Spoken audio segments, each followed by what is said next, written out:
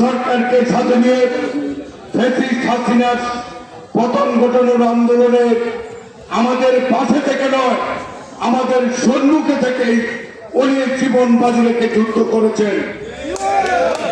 আজকে ঘাগড়া দাপুনিয়া এই আপনারা যে অল্প সময়ে এই প্রথম প্রচার অভিযানে আপনারা যে কৃতিত্ব দেখিয়েছেন, আজকে সম্মানিত সভাপতি বীর মুক্তিযোদ্ধা আনুবাইকে সহ কোতোয়ালি জেলা এবং 2টি ইউনিয়নের সর্বস্তরের আমার প্রান্তীয় নেতৃবৃন্দরা উপস্থিত থেকে আগামী দিনে জনাব তারেক রহমানকে এই দেশের রাষ্ট্র পরিচালনার দায়িত্ব দেওয়ার জন্য সমবেত হয়েছেন।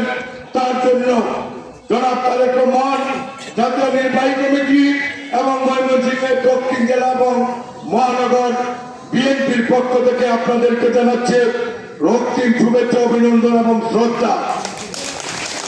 নেতৃবৃন্দ, আমি শুধু বলতে চাই, রুকনুজ্জামান সরকার উল্লেখ করেছেন আরেকজন প্রার্থী এলাকায় এটি, উনি দাবি করেছেন উনি এলাকার সন্তান, কোনো অসুবিধা নাই, দিনের মতো সত্য কথা আপনি এলাকায় জন্মগ্রহণ করেছেন।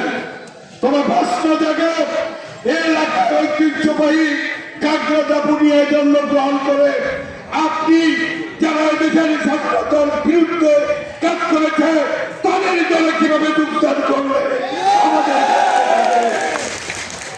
আমরা বলতে চাই, আজকের এই সমাবেশে সভাপতিত্ব করছেন একজন বীর মুক্তিযোদ্ধা। একাধাই বিএনপি প্রমাণ করেছে, রুকনুজ্জামান সরকার প্রমাণ করেছে, এই এলাকায় রাজাকার মতো আলসন্তের স্থান নেই। আগামী নির্বাচনে মুক্তিযুদ্ধের দল শহীদ রাষ্ট্রপতি জিয়াউর রহমানের বিএনপিকে আপনারা দায়িত্ব দিবেন কি দিবেন না, আপনাদের বিবেকের কাছে অনুরোধ রাখলাম।